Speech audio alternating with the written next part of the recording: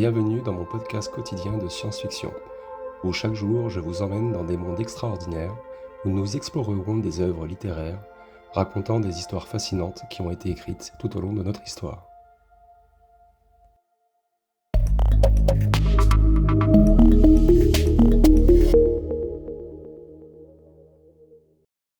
Bonjour à toutes et bonjour à tous, très chères auditrices et très chers auditeurs. J'espère que vous allez bien et que vous passez une belle soirée, une belle journée.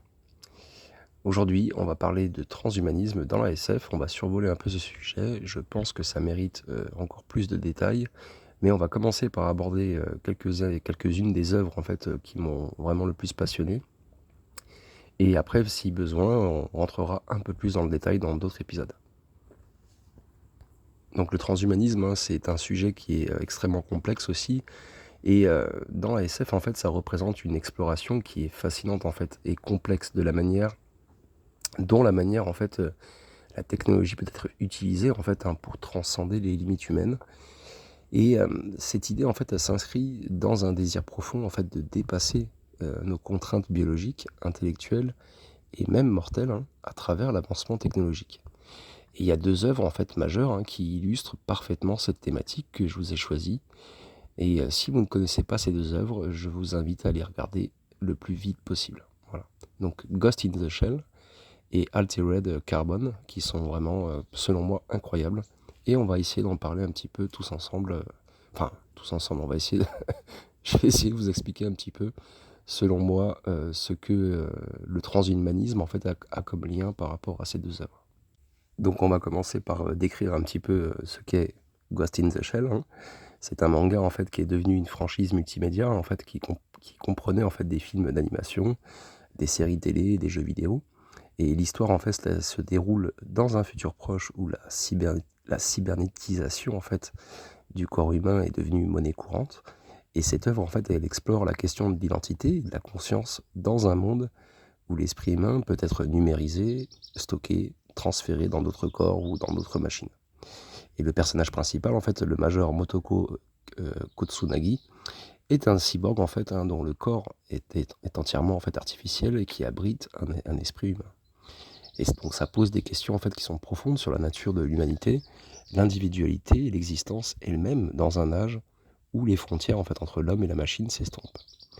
Et puis on va parler un peu aussi de Altered Carbon, qui est un roman de Richard Morgan et qui a été adapté en fait en série télé et qui nous plonge en fait dans un futur où la conscience humaine peut être transférée d'un corps à un autre et qui rend la mort en fait presque obsolète pour ceux qui peuvent se permettre de changer de corps ou d'enveloppe, comme on aime le dire dans cette série. Et cette possibilité en fait révolutionnaire, en fait, elle soulève des dilemmes moraux et des questions d'identité, de pouvoir et d'inégalité sociale, parce qu'on est dans un monde où la mort n'est plus une certitude, et puis où l'essence en fait même de ce qui fait de nous, des êtres humains, eh bien c'est remis en question. Donc dans ces deux œuvres, en fait, le transhumanisme en fait, est abordé sous l'angle de la cybernétisation et de la numérisation de la conscience, et qui explore les implications profondes de telles avancées sur notre société et sur les relations et la conception de nous-mêmes, quoi. Et ça nous interroge sur la signification en fait, de l'humanité dans des contextes où les améliorations technologiques remettent en cause nos limitations naturelles et puis qui ouvrent des possibilités auparavant inimaginables. Et ces récits, en fait, ils ne se contentent pas de présenter en fait, des visions futuristes captivantes. Ça nous pousse également à réfléchir sur des questions éthiques et philosophiques importantes. Et ils nous amènent à considérer les conséquences de la recherche incessante de l'humanité pour la perfection et l'immortalité à travers la technologie. Donc en fin de compte, le transhumanisme, en fait, dans la science-fiction, elle ne se limite pas à l'exploration de la technologie avancée, mais elle engage une réflexion profonde sur ce que signifie être humain dans un monde en constante évolution. Donc on va rentrer un peu plus en profondeur sur ces deux œuvres. En gros, Ghost in the Shell, ça nous plonge dans une réalité futuriste où la frontière entre l'humain et la machine devient floue. Ça crée un monde où l'essence même de l'humanité est mise en question. Et au cœur de ce récit se trouve la section 9, une unité d'élite en fait qui est antiterroriste et spécialisée dans la lutte contre les crimes cybernétiques. Et donc le major Motoko, en fait, avec son esprit humain logé dans un corps entièrement synthétique, eh bien, navigue à travers ce paysage complexe où où les souvenirs et les sensations peuvent être manipulés et qui rendent en fait la quête de la vérité d'autant plus ardue. Et les scènes en fait de combat qui mélangent élégance et brutalité sont mises en valeur en fait par une animation qui capture la fluidité et la précision du mouvement, et c'est enveloppé d'une atmosphère sombre et cyberpunk que j'adore. L'interaction en fait entre les personnages, chacun avec sa propre histoire et puis ses motivations, hein, ça ajoute une profondeur émotionnelle incroyable et qui éclaire aussi les dilemmes moraux auxquels ils sont confrontés. Voilà, je trouve ça super cool. Et la musique, hein, qui est envoûtante et parfois mélancolique, qui renforce l'ambiance futuriste et introspective, faisant de Ghost in the Shell une expérience immersive qui interpelle autant qu'elle divertit.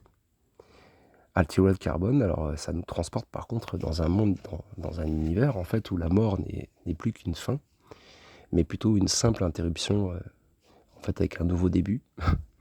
Dans ce monde en fait la richesse et le pouvoir se mesurent non seulement en termes de biens matériels, mais aussi par la capacité à se réincarner dans de nouveaux corps. Donc Takashi en fait Kovac, c'est un ancien soldat d'élite qui a été condamné en fait à une peine de mort virtuelle et a donc été ramené en fait à la vie plusieurs siècles plus tard pour résoudre un meurtre complexe.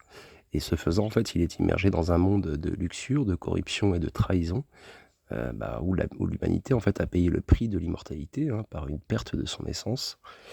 Voilà, c'est normal. Les environnements riches en fait et variés, des somptueuses résidences des ultra riches au bas-fond crasseux où la vie humaine est bon marché, hein, eh bien ça crée un contraste en fait saisissant qui souligne les inégalités en fait qui sont extrêmes, hein, engendrées par cette technologie, et l'action est rapide d'ailleurs et brutale, qui reflète la valeur en fait diminuée de la vie dans une société où l'âme peut simplement être transférée à un nouvel hôte.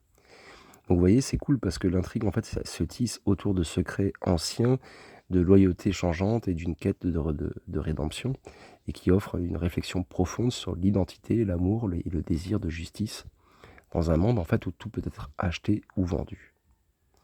Donc vous voyez, ces univers Ghost in the Shell et Altered Carbon, en fait ça sert de toile de fond à des histoires captivantes, hein, qui vont bien au-delà de la simple prouesse technologique. Ça offre une méditation sur l'humanité, l'éthique et le futur de notre espèce.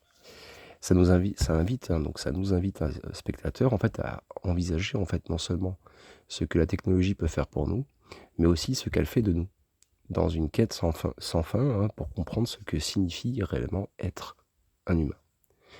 Donc dans l'immensité des questions que posent ces deux œuvres, eh bien, il y a une vérité qui demeure inchangée. Notre quête incessante en fait d'amélioration et de dépassement en fait de nos limites biologiques, hein, eh bien ça nous confronte à des dilemmes éthiques et moraux profonds.